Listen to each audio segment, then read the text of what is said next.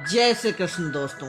योग के महान ग्रंथ पतंजलि योग दर्शन में योग के बारे में कहा गया है कि मन की वृत्तियों पर नियंत्रण करना ही योग है। गीता में भी श्री कृष्ण ने कहा है, योगः कर्मसु कौशलम, अर्थात कर्मों की कुशलता ही योग है।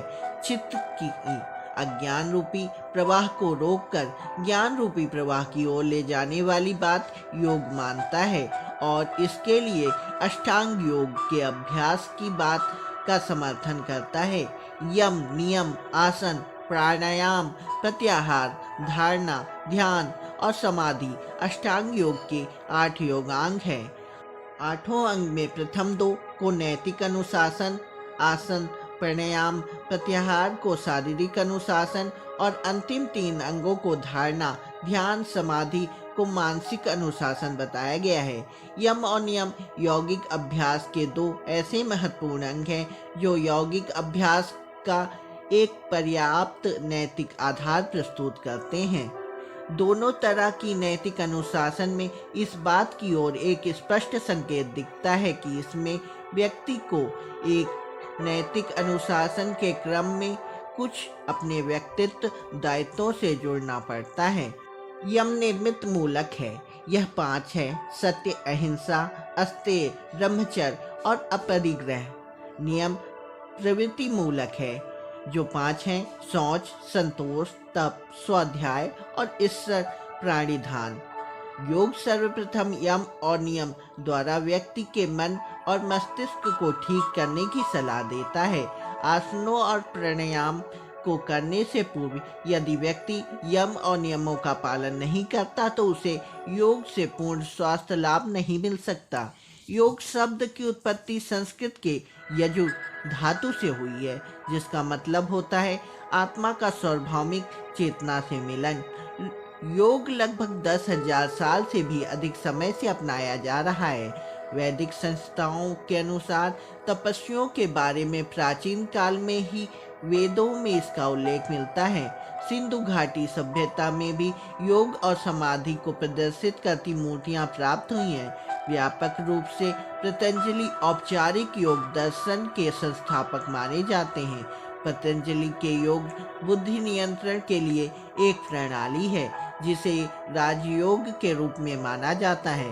पतंजलि मानते हैं कि समस्त दुखों से मुक्ति पाने के लिए एवं दृष्टा को उसके वास्तविक स्वरूप में जानने अथवा साक्षात्कार करने के लिए योग आवश्यक है। सभी क्लेशों के मूल में अविद्या है, जिसका निराकरण चित्तवृत्तियों के नियंत्रण द्वारा ही संभव है और उसके लिए पतंजलि के 2 सामान्य साधारण उपाय अभ्यास और वैराग्य को कहलाया गया है। उनका कहना है कि चित्त की अज्ञान रूपी प्रवाह को रोककर ज्ञान रूपी प्रवाह की ओर ले जाने वाली बात योग मानता है। इसके लिए अष्टांग योग के अभ्यास की बात का समर्थन किया गया है। अष्टांग योग इस प्रकार हैं: यम, नियम, आसन, प्राणायाम, प्रत्याहार, धारणा, ध्यान और समाधि।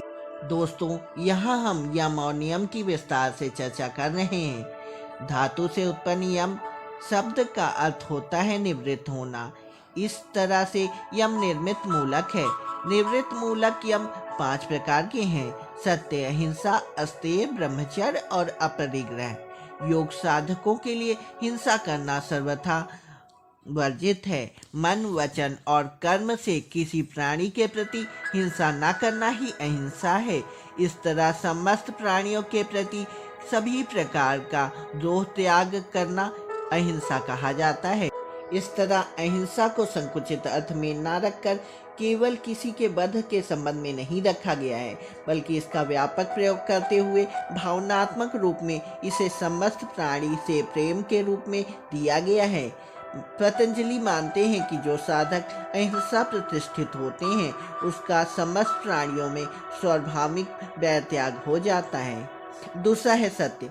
मन, वचन और कर्म से सत्य का पालन, मिथ्या का त्याग करना ही सत्य है। वस्तुतः यथार्थ चिंतन, कथन एवं कर्म से सत्य का अनुष्ठान आवश्यक है। जिन रूप में किसी वस्तु का प्रत्यक्ष किया गया हो या जैसे उसे तर्क या अनुमान में जाना गया है अथवा अधिकारियों द्वारा ज्ञात हुआ है, उसी रूप में उस वस्तु का ज्ञान को धारण करना तथा दूसरों को उसी रूप में बतलाना ही सत्य है। दूसरों के लिए उपकार परम और यथार्थ ज्ञान उत्पादक ज्ञान ही सत्य है। यहाँ केवल मिथ्या वचन के परित्याग की बात नहीं मानी गई है, बल्कि अप्रिय वचनों से भी परहेज की बात कही गई है। तीसरा है अस्तेय, मन वचन एवं कर्म से किसी वस्तु का हनन न करना, उसके अधिकार एवं प्राप्त वस्तु से उसके अधिकारियों को वंचित न करना ही अस्तेय है। चौथा है ब्रह्मचर्य, मन वचन एवं कर्म से यौन संयम अथवा मैथुन का सर्वथा त्याग ब्रह्मचर्य है। इसलिए कहा जाता है कि साधक को ना तो काम करने वाली वस्तु का सेवन करना चाहिए और न ऐसे दृश्यों से गुजरना चाहिए, न उससे संबंधित साहित्यों का अध्ययन करना चाहिए। पतंजलि स्पष्ट मानते हैं कि ब्रह्मचर्य की दृढ़ स्थिति से हो जाने पर वीर लाभ होता है। वीर का पर्याप्त केवल यहाँ शारीरिक ऊर्जा के रूप में लेना सही नहीं होगा, वस्तुतः इसे समग्र अस्तित्व तत्व ऊर्जा संरक्षण के रूप में लिया जा सकता है। पांचवा है अपरिग्रह, अपने स्वास्थ्य के लिए धन संपत्ति एवं भोग सामग्री में संयम न करना परिग्रह है और इसका अभाव अपरिग्रह है। माना यह जाता है कि प्राण धारण करने के लिए आवश्यकता से अधिक को अस्वीकार करना या त्याग करना अपरिग्रह है। दोस्तों, अब हम लोग बात करने जा रहे हैं नियम की। नियम प्रवृत्ति मूलक साधन माने गए हैं जो 5 हैं: शौच, संतोष, तप, स्वाध्याय, ईश्वर, प्राणिधान। शौच पानी, मिट्टी आदि के द्वारा शरीर, वस्त्र, भोजन और मकान आदि से मल को दूर करना बाह्य अशुद्धि मानी जाती है, जबकि सद्भावनाओं, मैत्री, करुणा, मोदिता आदि से की जाने वाली शुद्धि आंतरिक शुद्धि मानी जाती है। जहाँ शौच से 2 तरह की अशुद्धि की क्रिया को स्वीकार किया जाता है। पतंजलि मानते हैं कि बाह्य शौच से अपने शरीर के अंगों के प्रति आसक्ति नहीं रह जाती और दूसरे से सत्संग करने की इच्छा भी जाती रहती है। वहीं अभ्यंतर शौच से मन की प्रफुल्लता, एकाग्रता, इंद्रियों, विषय, आत्मदर्शन की योग्यता आदि क्रमशः प्राप्त होने लगती है। दूसरा है संतोष, कर्तव्य का पालन करते हुए उसका जो कुछ परिणाम उपलब्ध हो एवं प्रारब्ध के अनुसार अपने आप जो कुछ प्राप्त हो, इतना ही नहीं, जिस अवस्था एवं परिस्थिति में रहने की स्थिति प्राप्त हो उसी से संतुष्ट रहना, किसी प्रकार की तृष्णा न करना ही संतोष है। विषय वासना के परित्याग से तृष्णा रहित होने से उत्पन्न सुख संतोष है। कहा जाता है संतोष से परम सुख का लाभ मिलता है। तीसरा है तप, अपने वर्ण, आश्रम, परिस्थिति और योग्यता के अनुसार स्वधर्म का पालन करना और उसके पालन से शारीरिक या मानसिक अधिक से अधिक कष्ट प्राप्त होता है, उसे सहन करना तप है। व्रत, उपवास आदि को भी इसमें शामिल किया जाता है। सर्दी, गर्मी, भूख प्यास, लाभ हानि आदि सहन करना, इन दंडों से उबरना ही तप माना जाता है।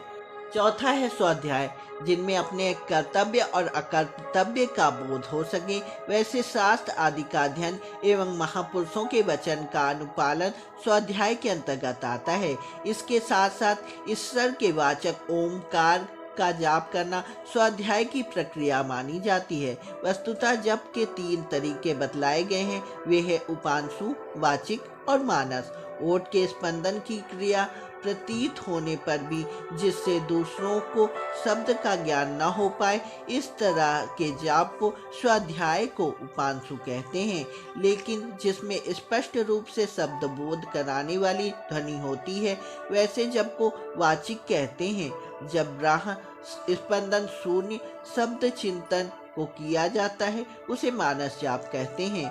ऐसा माना जाता है कि वाचिक से श्रेष्ठ उपांशु है, जबकि उपांशु से श्रेष्ठ मानस होता है। 5वां है ईश्वर परिधान।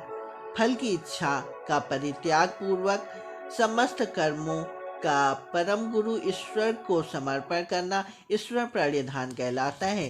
कुछ लोग ने ईश्वर पूजन का अर्थ में भी लिया है।